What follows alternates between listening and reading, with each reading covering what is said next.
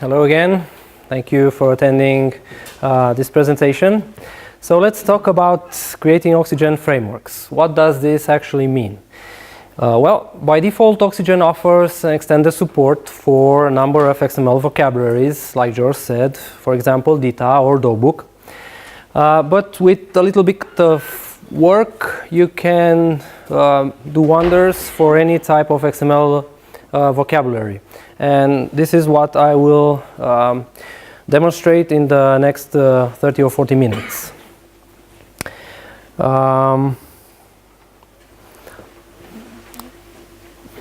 As sample for this presentation, I have chosen the XML vocabulary known as P-mode, which is quite big in Germany.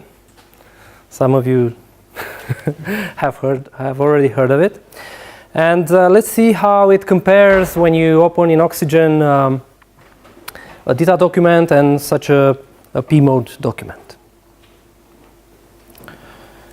So let's switch to Oxygen.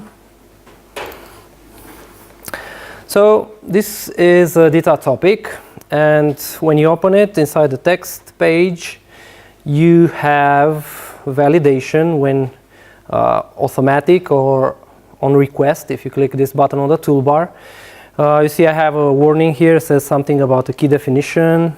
It's not important. Important is that I have validation. While I edit the document, I get context-sensitive proposals depending on where I am.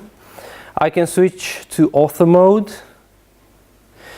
and edit the document visually, focusing on the content and not getting distracted by the tags. And to publish, again, it's a click on the button. It's just the publishing. It's a click away. I click a button on the toolbar. I have a few predefined outputs. I can select PDF, and I will publish my DITA topic to PDF. While the publishing process is on the way, I will open. So this is the PDF. Now, if we take a P-mode document, I have one here about how to mount a rotor on an imaginary fan. Well, if I try to validate it, it will complain that the specified DTD is not found. Obviously, it's not relative to this particular XML, so Oxygen has no way of identifying it. If I try to insert new elements, I get no such proposals. Again, it's logical since the schema was not found. If I switch to author mode, it's not much helpful. I can see the content, but a lot of tags, a lot of spaces, because they might be important, these spaces, and a warning saying that I have no CSS associated. The author mode inside Oxygen is CSS driven, so not much help here. And if I try to publish from the same place, there will be no predefined outputs. So to summarize it, you get a lot of checks for the built-in frameworks like DITA, and you get none for custom XML vocabulary like it's P-mode. So all these features, they're missing. So starting from this, in today's agenda, we will create a new framework. We'll talk about what a framework is. We'll set up validation and content completion. We'll create some CSS rules to visually edit the document in the author mode. While we're at it, we will also create some actions to help the writer be more proficient in the visual editing mode. And last but not least, we'll set up publishing.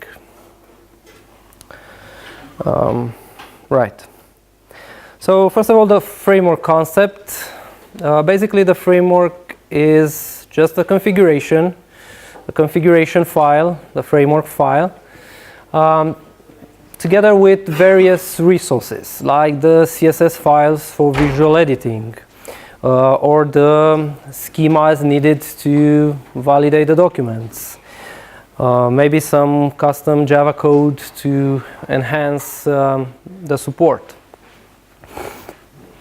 But basically, this is what a framework is. Right. So the first step on our agenda is to fix the validation and content completion. And we will begin that by creating the framework. So for that, I copy this public ID because I know I'll need it later on. We'll go to Options, Preferences. On the Document Type Association page, we expand it a bit and have a look at the Locations page. By default, Oxygen searches for this framework in a predefined location, namely inside the frameworks directory of the installation location. But we can define additional frameworks directories. In this case, again, I will switch this page to project option first. So now when I add a new frameworks directory, these settings will be stored inside the project, and anyone using the project will have this setting. I'll stay away again from absolute paths. I will use the project directory variable, and inside the frameworks directory over here. And afterwards, I'll go back to the document type associations and click New on the bottom of this list to create a new framework or document type. So this is about P mode. We can put a description.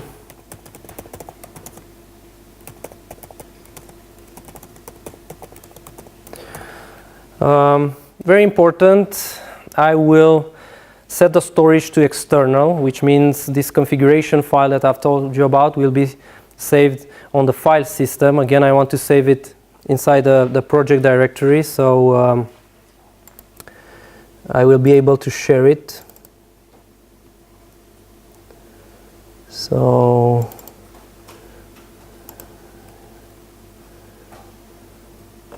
yep, here in the frameworks, I have a directory named pmode. So this is where I'll save it. Don't worry about the absolute path here. It won't affect my framework. Now the first thing that I must do is I have to put some association rules. This is how Oxygen will know to map a certain document to this configuration. In my case, for pmode, the public ID is a great match. So here I will put, oopsie, yep. Let's save it like this and copy the public ID again.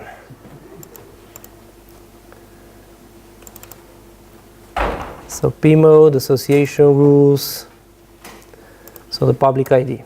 Besides public ID, I can put other rules based on attributes or namespace or root local name, but for this particular case, the public ID, it's perfect.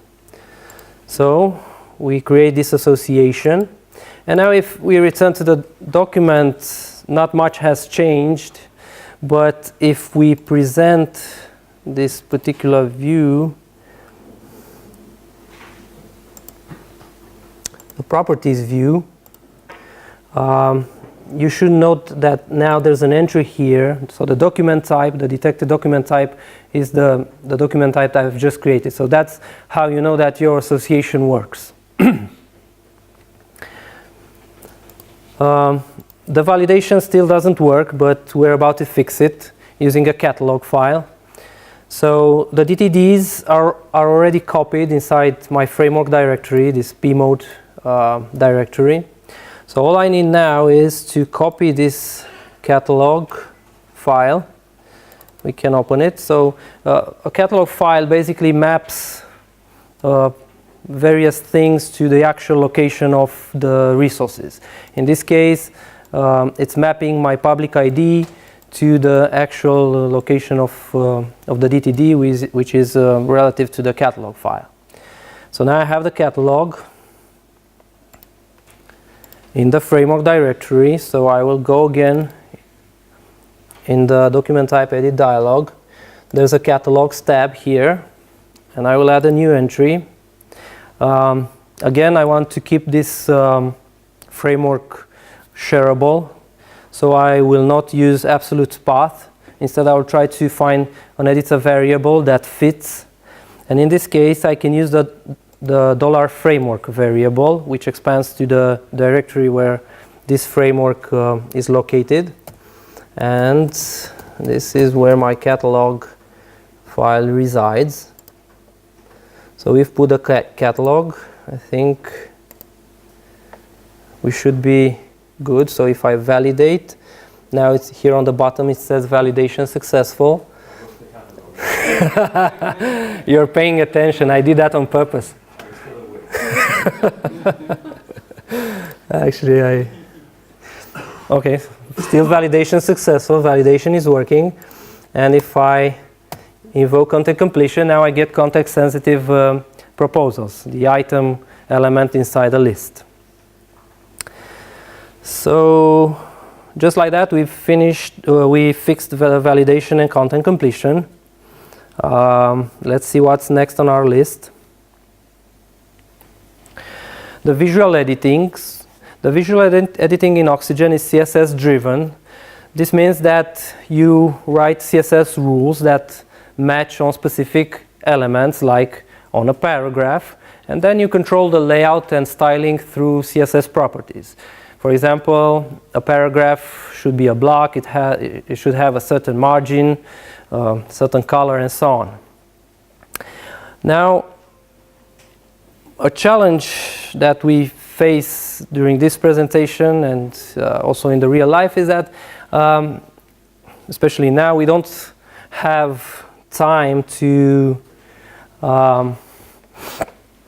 write such CSS rules for all of our elements. There are quite a few such elements in the B-mode vocabulary, and there are quite a few in our sample document as well.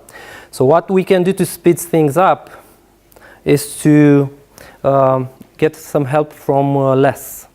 So less is CSS with just a bit more, which means you'll be able to use special features, like you can define variables and reuse it. And what I'm more interested in is that you can define mixins, which are a type of functions. So this way I can group similar styling inside these mixins. So for example, in this paragraph mixin, I can group all the properties that define a paragraph. And then if when I want to style different elements, like a paragraph, I can just use this, I can just call this mixin. So a paragraph should look like a paragraph, but also a step should look like a paragraph. So that's quite cool. And if we take a look inside my sample project, you notice that I've already created such a library of styles. So I have a lot of mixins for what defines a title, what defines a paragraph, a list, and so on. So the good thing is that these vocabularies that are oriented for writing technical documentation, for example, they have a lot of common semantics. So you have a title inside DITA, you have a title inside P-mode.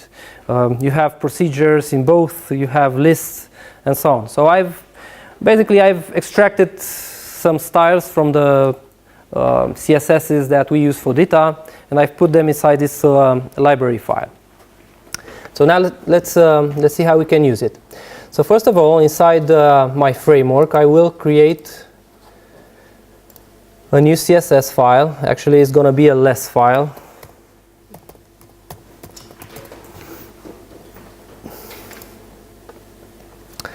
And I will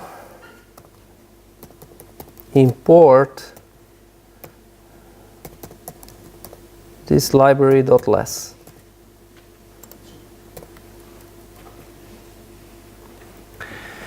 Now, I will go to Options, Preferences, edit the framework again. But this time, we'll work on the Author tab.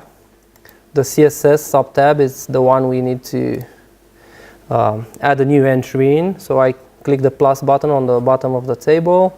Again, I will use the framework editor variable, and the file that I've just created is located here relative to the framework location. So okay.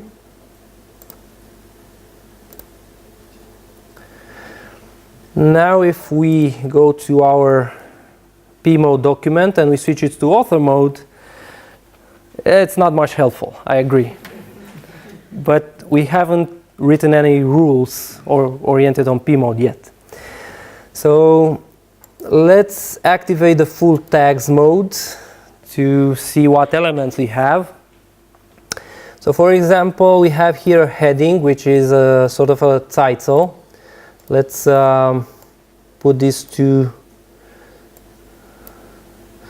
well, actually, I don't have much space here.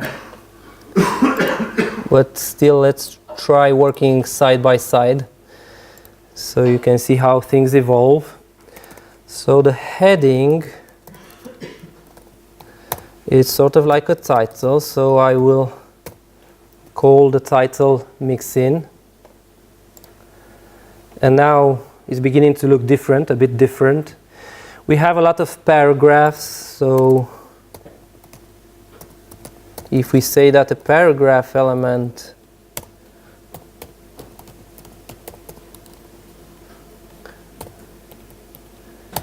should look like a paragraph, we're beginning to see more and more line breaks.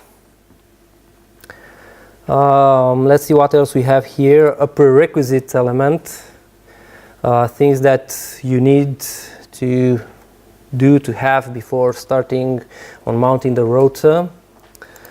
So let's write a rule for this as well. Prerequisites, and we will call the mix-in called prerequisites. Not much imagination in here, but right. So now we have a label before the prerequisites. It's before you begin. We have the list with items that you have virtually in any language. So let's say that the list is a surprise, a list. I've also put some parameters on this mix-in, so we can say that the item is the list item. So now we have bullets here for the items.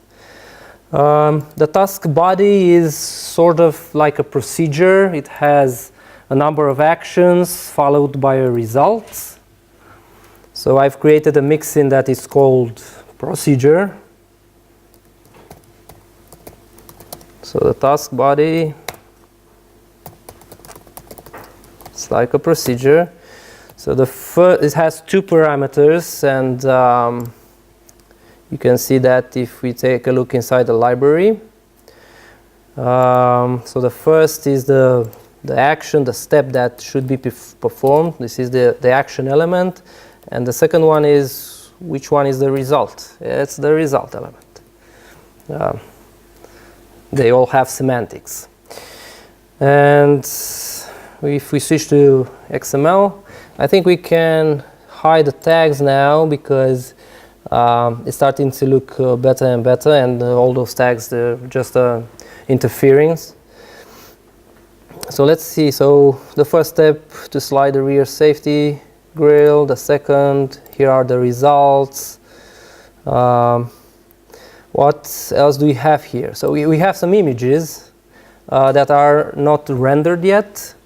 So this is an image element, and if we look inside the attributes, we notice that there's an object name attribute that points to the location of the image. So we'll use that. Let's write another rule. We can make the selector more interesting. So if an image is in a media object, we can use the image mixin, and it has a parameter, the name of the attribute that points to the actual image, like this. To the XML again, the images begin to appear. What else? Well, I would like to enhance my document with form controls. For those of you that are not familiar with the concept yet, these form controls are a specialized way of editing attribute values and element values. And we have quite a few built-in form controls. We have checkboxes. We have combo boxes when the user has to select from a predefined set of values, date pickers. In our case, I would like to use a URL chooser because the use case is this. So if I want to change the image here, I have to go to the attributes panel and search for a specific attribute and choose another path. So that it's a bit hidden, some hidden functionality. So let's make this functionality available right in the editing area using form controls. So for that, I've defined another mixin. It's called URL chooser. The first parameter is a label. The second one is, if I remember correctly, is the name of the attribute that should be edited using a form control.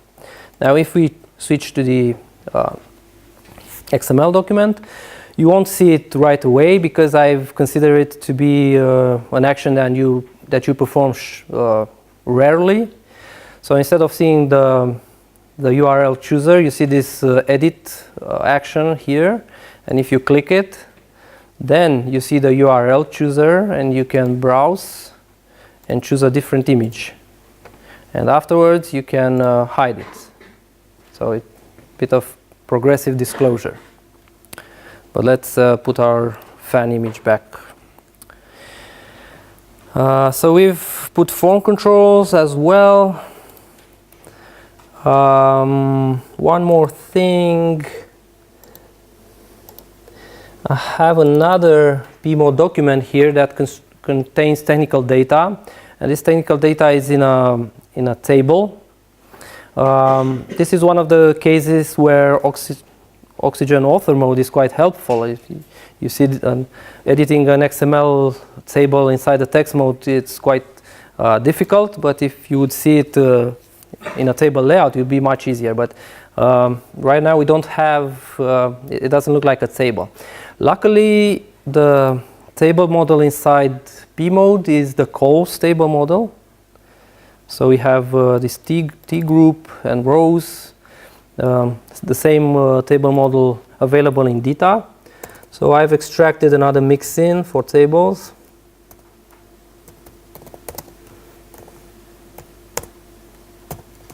It's calls table, like so. And now, if we switch to author mode,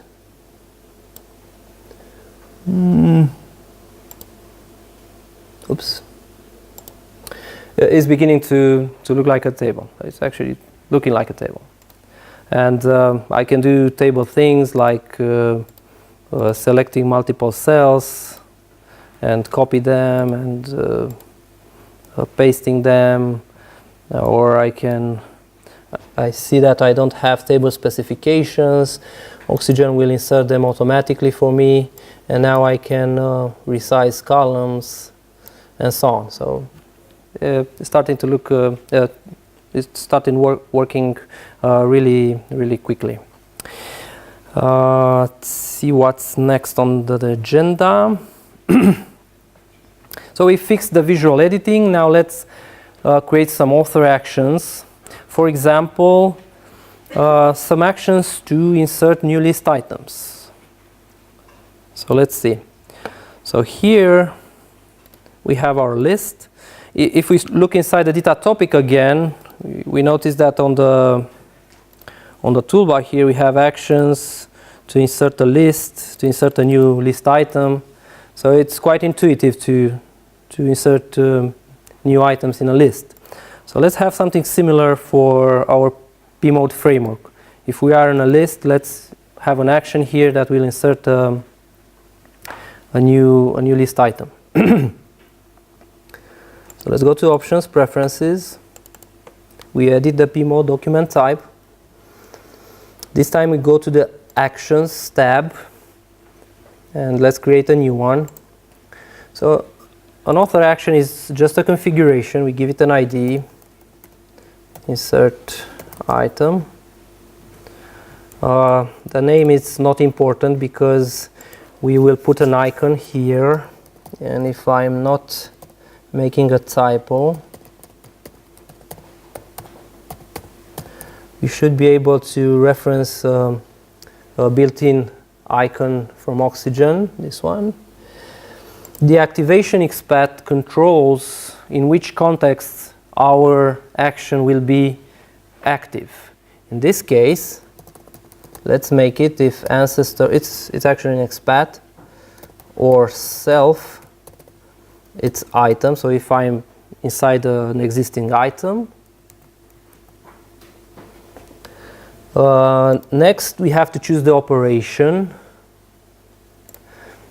We have a number of predefined operations like insert a fragment, change an attribute. In this case, we need to insert a fragment. And each operation has a number of parameters.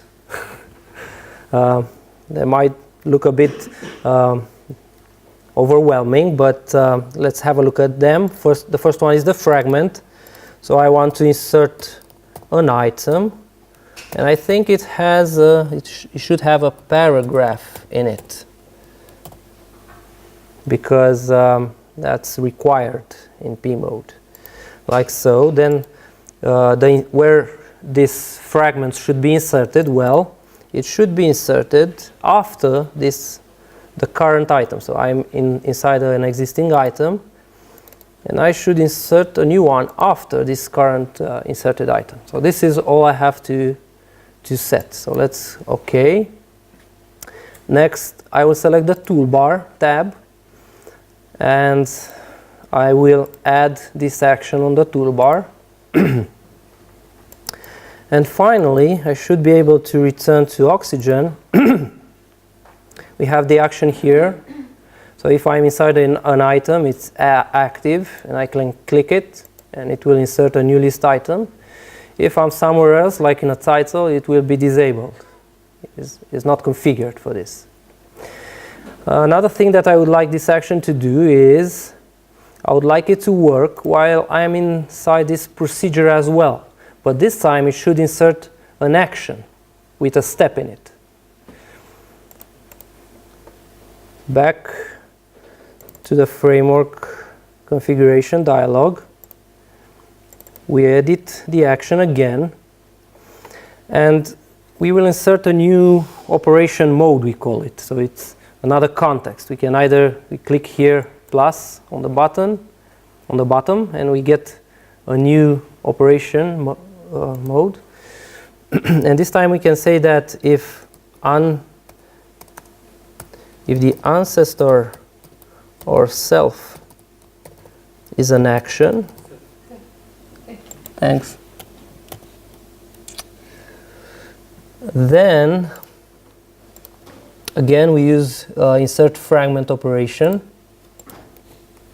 but this time we will insert an action with a step in it, like so. Again, after the current action we are into, like so. And hoping that I didn't do any other typo, now when I'm inside an action, it's active, and if I click it, it puts an action and a step. But if I move inside the list, it still inserts new items elements. So just like I wanted to perform. Another important actions refer to tables. For example, I would like an action to insert a new table row and especially a new table column. I can't fathom how I would do that in the author mode without a predefined action. So let's do that. Let's present the project again because I will need it. So like I said, the table model inside P mode is calls, and for the calls table model we already have a lot of special extensions and code written, and so we already have special operations for inserting a new column and a new row. All we need is to find these operations, and you can find them inside this docbook jar, for example. These are special extensions used for the docbook framework. You can find this jar inside Oxygen Frameworks directory, or if you want, you can use the DITA jar from there. So first of all, I will, and inside this jar file, there are some calls or related operations. So again, I will copy these jar files inside the pmode framework. Then go to options, edit the framework. And let's create two more actions. The first one is for insert row, maybe. Let's put an icon. I forgot something. The first thing we need to do is to put this jar inside the class path tab. So Oxygen will detect the operations from it. So the jar file is inside frameworks, docbook.jar, like so. And now we can write the operation. So it's just table row 24. It's a good thing we obey some conventions for naming resources. And the operation, now if we search insert, there should be an insert row operation, see? And we need the one for the calls table model, not the XHTML. So we choose this one. It has a couple of parameters, but the one I'm interested in is this cell fragment, because in P mode, each cell must have a paragraph in it. So I put this fragment here. We can leave the other one, the other parameters with their default. Okay. And let's create the insert column action while we're at it. We will duplicate this insert row and just change a few things. Column. Change the icon. And of course, very important, the operation, it's another one, it's different, is this insert column operation. Again, the one for the calls table model. It also has a cell fragment parameter, it's a paragraph in this case. We have the two actions, let's put them on the toolbar. Here, so we have the insert list item, we can put a separator between them. And afterwards, insert row and insert column.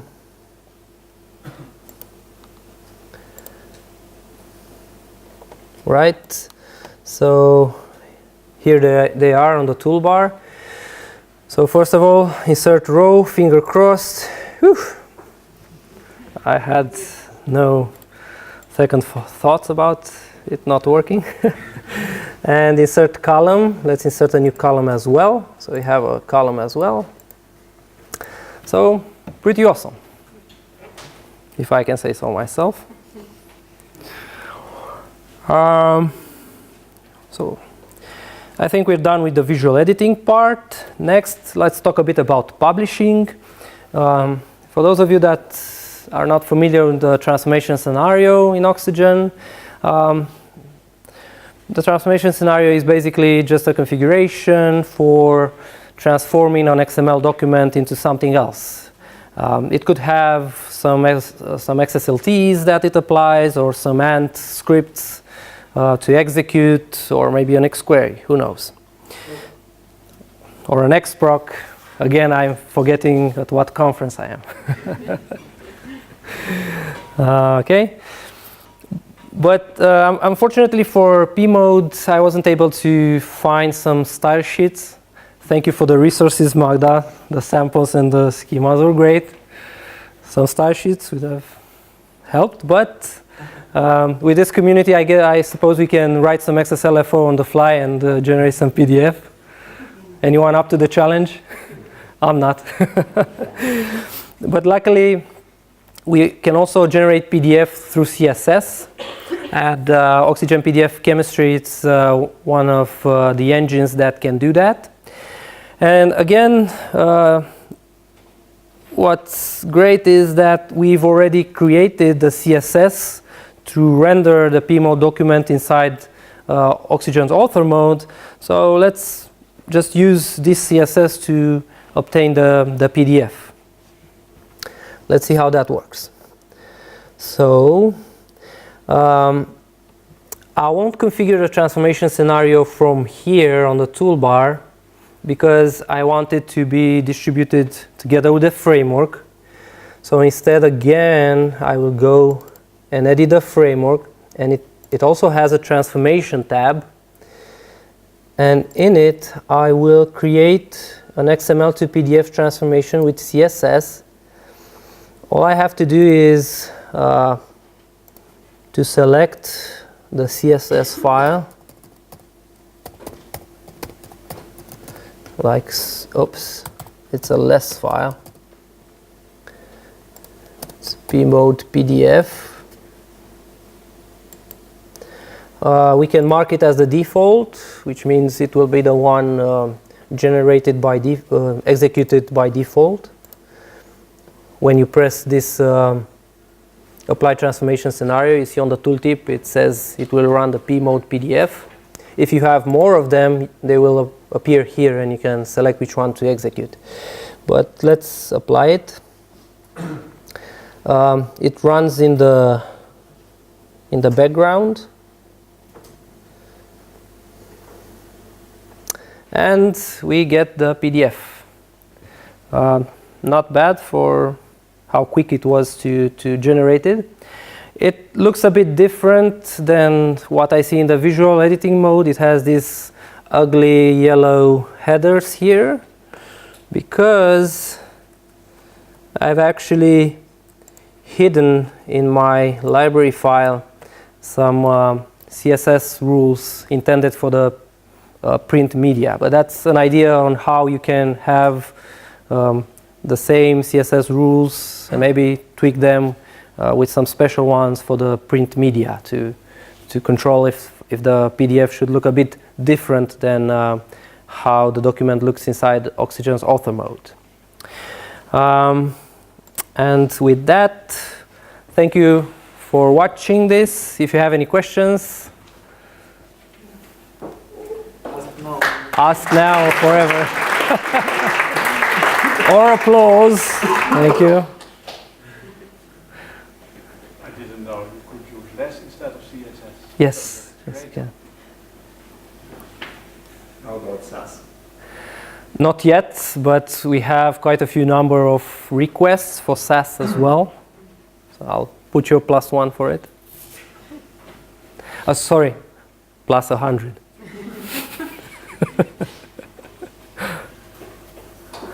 Well, so what would you do to kind of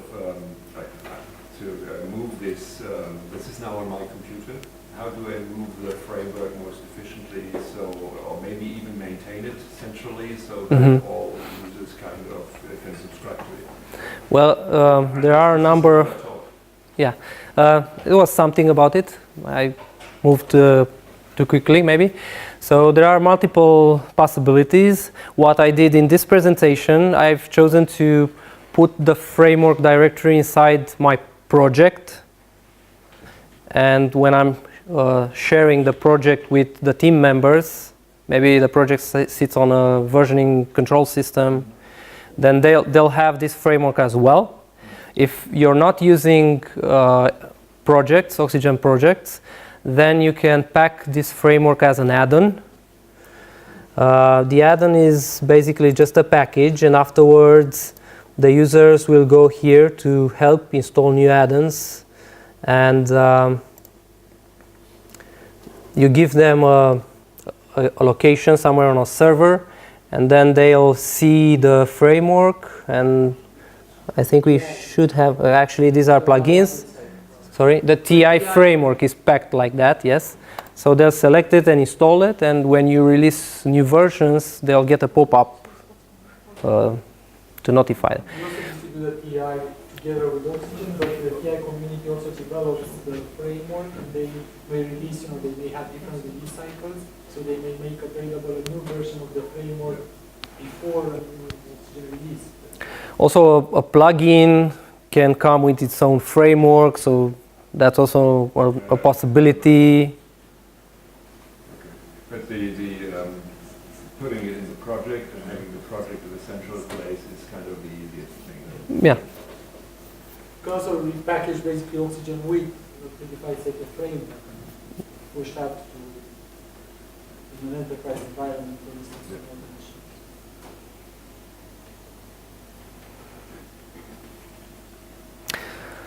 Well, thanks again. I hope you still have energy, because George has some heavy, interesting things to show you.